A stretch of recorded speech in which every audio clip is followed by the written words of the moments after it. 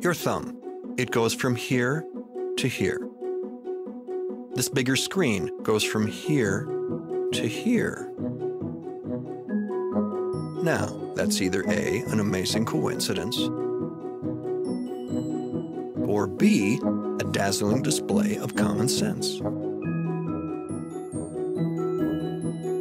Pretty sure it's the common sense thing. 1 week with the beast. As I said in my initial thoughts that if you have money, get the Fold 4, well, I like to say that I was spot on. The Fold 4 is my new Ultra phone. In this weeks of usage, I've been able to pinpoint exactly why the Fold 4 is so much more than just on-paper specs difference compared to last generation. Samsung has fixed the +1 reason why I personally never used a folding phone, and that is cameras. The cameras on the Fold 4 are amazing. Paired with the Snapdragon 8 Plus Gen 1 camera ISP, the images are super crisp and detailed with great dynamic range. The 3x zoom was much needed. Finally, a pro setup on a Samsung folding phone that is just as good as the S22 Ultra minus the long range zoom. The only downside is that there's no 4K 60fps video on the ultra wide angle lens. Apart from that, this setup is a proper pro camera experience and much better than last year's Galaxy Z Fold 3. Next up is display. This is finally comfortable enough to be used without the constant need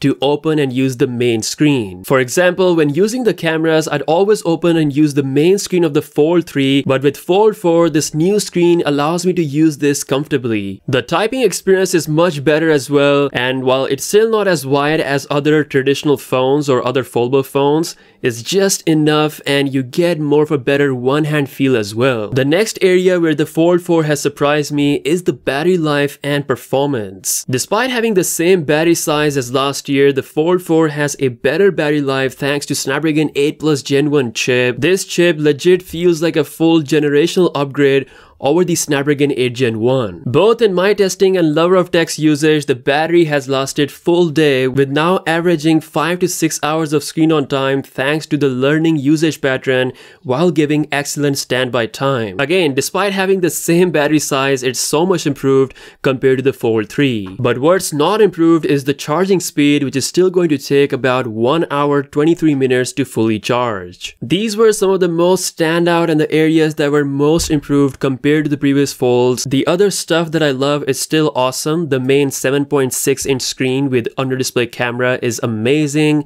Clear full screen experience for media, multitasking, and just using apps in general.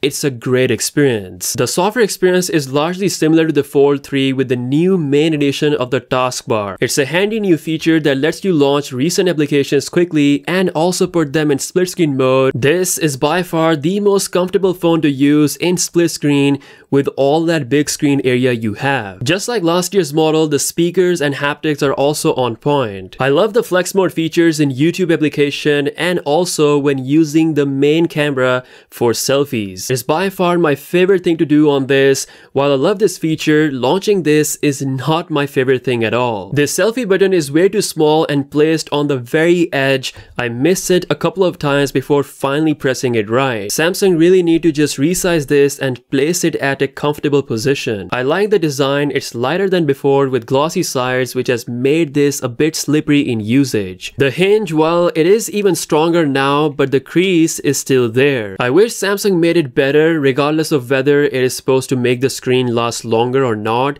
It's still not a good look. You do get used to it very quickly, so it's not a very serious concern for me personally. The sandwich look of the folding phone though, for me, that is more of a thing that I'm still getting used to compared to the crease. It's still not a thin device and I really love and miss the thin feel of a traditional smartphone. Overall, I think Samsung has almost perfected this way of folding. Yes, there are still things to improve, but in my opinion, with the software optimization they have, the battery improvement, IP water resistance rating, pro cameras, and great performance, this might just be the best foldable phone to buy if money is not an issue. In my opinion, it's a perfect entry in this world of foldables to try out a new experience. Will Fold be here forever? Possibly not, as Samsung is trying out more things like the rollable screens for the future. So this phone tablet transformation may not need a folding display, but that again is for the future and something that's not gonna happen very soon. For me, there's a new Ultra in town and its name is Galaxy Z Fold 4. That's it for this video. Let me know what you think in the comment section below. With that being said, I'll see you guys later. Peace out.